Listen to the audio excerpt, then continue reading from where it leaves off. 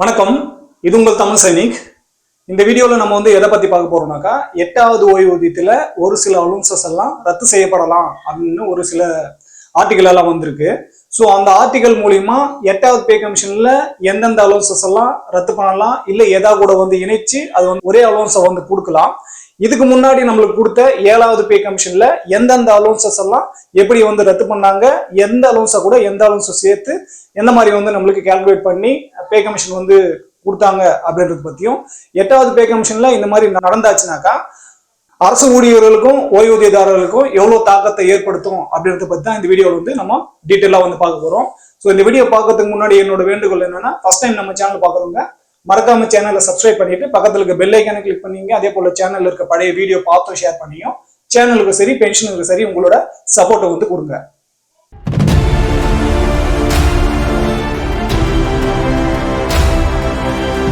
எட்டாவது பே கமிஷன்ல என்ன தாக்கத்தை ஏற்படுத்தும் அப்படின்றதுக்கு முன்னாடி 7வது பே கமிஷன்ல எத்தனை அலோன்சஸ் இருந்தாச்சு, எந்த அலோன்ஸ் எத்தனை அலோன்சஸ் ரத்து பண்ணாங்க, எத்தனை அலோன்சஸ் இங்க நம்ம மர்ஜ் பண்ணி கொடுத்துருக்காங்க அப்படின்னு சொல்லிட்டு பாத்தீங்கன்னா, 7வது பே கமிஷன் அலோன்சஸ் படி டோட்டலா பாத்தீங்கன்னாக்கா 196 வெவ்வேறு விதமான அலோன்சஸ் கொடுத்திருந்தாங்க. ஸோ அந்த 196 அலோன்சஸ், அதாவது 7வது பே கமிஷன் முன்னாடி 196 அலோன்சஸ் வேறு வேறு முறையில கொடுத்திருந்தாங்க. ஸோ அதுல 52 அலோன்சஸ் கேன்சல் பண்ணிட்டாங்க, ரத்து பண்ணிட்டாங்க. ஸோ இந்த 52 அலோன்சஸ் ரத்து பண்ண பிறகு 36 அலோன்சஸ், அதே ஒரே மாதிரியான கொடுத்துருந்த 36 அலோன்சஸ் பாத்தீங்கன்னாக்கா ஒன்னா சேர்த்து ஒரே அலோன்சஸை கொடுக்க ஸ்டார்ட் பண்ணிட்டாங்க. ஸோ டோட்டலா இருந்தது 196 வெவ்வேறு விதமான இருந்தது. ஸோ அதுல 52 ரத்து பண்ணிட்டாங்க, 36 ஒன்னா இணைத்து ஒரே அலோன்சஸை கொடுத்தாங்க. அடுத்து பாத்தீங்கன்னாக்கா புதுசா ஒரு சில அலோன்சஸும் கிரியேட் பண்ணாங்க, ரூல்ஸும் சேஞ்ச் பண்ணாங்க. உதாரணமா பாத்தீங்கன்னாக்கா டிஏவோட கால்குலேஷன் ரூல்ஸ் 7வது பே கமிஷன்ல சேஞ்ச் பண்ணாங்க. அதனாலதான் இப்போ நம்மளுக்கு 8வது பே கமிஷன் வரும்போது டிஏவோட பர்சன்டேஜ் 60லயே நிக்குது. கிட்டத்தட்ட இப்போ 100க்கு மேல போயிருக்கணும் விலைவாசி ஏற்றத்துக்கு தகுந்தாப்புல. டிஏ கால்குலேஷன் மெத்தட் சேஞ்ச் பண்ணதுனாலதான் இப்போ நம்மளோட டிஏ பர்சன்டேஜ் கம்மியா இருக்கு. ஸோ புதுசா அலோன்சஸ் கொண்டு பாத்தீங்கன்னாக்கா யூனிஃபார்ம் அலோன்சஸ் சொல்லிட்டு கொண்டு வந்தாங்க. அது எம்ப்ளாயிஸுக்கு கிடைக்குது. இப்போ நம்ம 8வது பே கமிஷன்ல நம்மளுக்கு இந்த மாதிரி அலோன்சஸ் எல்லாம் கேன்சல் ஆகும்போது என்ன தாக்கத்தை ஏற்படுத்தும் அப்படின்னு சொல்லிட்டு பாத்தீங்கன்னா, ஸோ இது வரைக்கும் நம்மளுக்கு என்னென்ன அலோன்ஸ் கிடைக்குது அப்படின்னு சொல்லிட்டு பாத்தீங்கன்னா, HRA கிடைக்குது, டிஏ கிடைக்குது, மெடிக்கல் அலோன்ஸ் கிடைக்குது. ஸோ இந்த மாதிரி ஒரு விதமான ஒரு அலோன்சஸ் எல்லாம் கொடுத்துட்டு இருக்காங்க.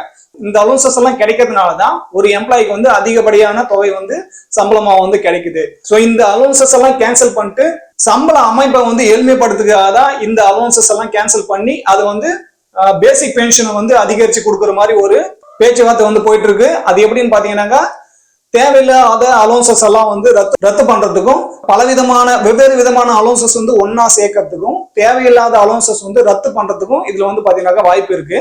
அந்த அடிப்படையில மாற்றத்துக்கான முக்கிய காரணம் என்னவா இருக்குன்னு சொல்லிட்டு பாத்தீங்கன்னாக்கா, அரசோட நிதி சுமையை குறைக்கிறதுக்காகவும், அதே போல பென்ஷனும் சேலரி டிஜிட்டலா மாத்ததுனால, இப்போ உதாரணமா நம்மளுக்கு ஸ்பாட்ஸ் மூலியமா டிஜிட்டலைஸ் பண்ணி நம்மளோட பென்ஷன் கிடைச்சிருக்கு. ஸோ இந்த மாதிரி டிஜிட்டலா மாத்ததுனால பென்ஷனையும் பேமெண்ட்டையும் ஈஸியா கால்குலேட் பண்றதுக்காகவும் இது அலோன்சஸ் கம்மி பண்ணியும் இல்ல மர்ஜ் பண்ணியும் கொடுக்கறதுக்கான வாய்ப்பு இருக்கு. அதே போல ஒரே மாதிரியான அலோன்சஸ் மறுபடியும் வரதுனால ஸோ அங்க அதை ஒன்னா சேர்த்து ஒரு அலோன்ஸா கொடுக்கறதுக்கான வாய்ப்பு இங்க அதிகமா இருக்கு.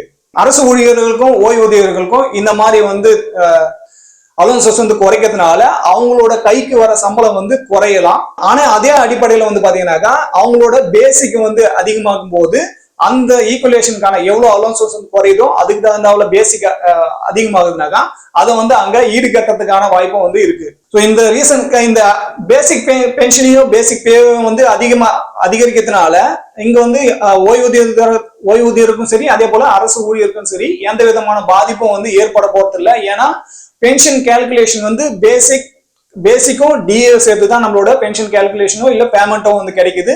எந்த அலோன்சஸ் கிடைக்குதோ அது மேக்சிமம் பேசிக் பே வச்சுதான் அவங்க கால்குலேட் பண்றாங்க. ஸோ அலோன்சஸ் வச்சு இங்க எதையுமே கால்குலேட் பண்றது இல்ல. ஒரு சில அலோன்சஸ் எல்லாம் இப்போ ரிஸ்க் அலோன்ஸ் இருக்கிறோம், இல்ல ஐஎல் டூட் அலோன்ஸ் இருக்கிறோம், இந்த மாதிரி எல்லாம் பாத்தீங்கன்னா அது ஏரியாவுக்கு தகுந்தாப்புல எந்த கிளைமேட் இருக்கோ அந்த கிளைமேட்டுக்கு தகுந்தாப்புல அங்க அலோன்சஸ் வேறுபடுது. அதே போல ரிஸ்க் அலோன்ஸும் அந்த ஏரியாவோட ரிஸ்க் எப்படி இருக்கோ அதுக்கு தகுந்தாப்புல அங்க வேறுபடுது. ஸோ அந்த அலோன்சஸ் எல்லாம் பாத்தீங்கன்னா அது பிக்சடு.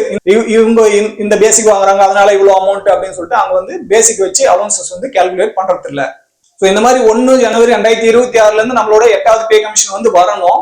ஸோ அதுக்கு முன்னாடி இந்த மாதிரி எல்லாம் ஒரு சில கருத்துக்களும் சரி, இல்ல இந்த மாதிரி ஒரு சில ஆர்டிகளும் சரி நம்ம முன்னாடி வந்துட்டு தான் இருக்கும். ஸோ இதெல்லாம் நம்ம வந்து கவனிச்சு எந்த டேட்ல எந்த நிலையில நம்மளோட 8வது பே கமிஷன் வந்து அமையும், அதோட ஃபிட்மெண்ட் ஃபேக்டர் என்னன்னு சொல்லிட்டு ஒரு அப்டேட்டும் வந்து நம்ம பார்த்துட்டு இருந்தா மட்டும்தான் நம்மளுக்கு என்ன தொகை வந்து அதிகமாக போகுதுன்னு சொல்லிட்டு நம்ம கணிக்க முடியும். ஸோ இந்த மாதிரி அப்டேட்ஸ் எல்லாம் வரும்போது கண்டிப்பா நம்மளுக்கு எது தேவையா இருக்கும் அதை மட்டுமே நம்மளோட சேனல்ல வந்து நம்ம கொண்டு வந்து உங்ககிட்ட வந்து சேர்க்கறதுக்கான முயற்சியை வந்து மேற்கொள்வோம்.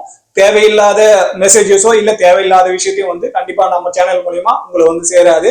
இது வரைக்கும் இந்த வீடியோ மூலியமா நான் என்ன சொல்ல முயற்சி பண்ணணும், அது வந்து உங்களுக்கு பிடிச்சிருந்தா வீடியோ லைக் பண்ணுங்க. ஃபர்ஸ்ட் டைம் நம்ம சேனல் பாக்குறவங்க மறக்காம சேனலை சப்ஸ்கிரைப் பண்ணிட்டு பக்கத்துல இருக்க பெல் ஐக்கான கிளிக் பண்ணிங்க. அதே போல சேனல் இருக்க பழைய வீடியோ பார்த்தும் ஷேர் பண்ணியும் சேனலுக்கு சரி பென்ஷனருக்கு சரி உங்களோட சப்போர்ட் வந்து கொடுங்க. இந்த வீடியோ கடைசி வரைக்கும் பார்த்ததுக்கு நன்றி. இதே போல இன்னொரு வீடியோல மீண்டும் சந்திக்கலாம். நன்றி, வணக்கம்.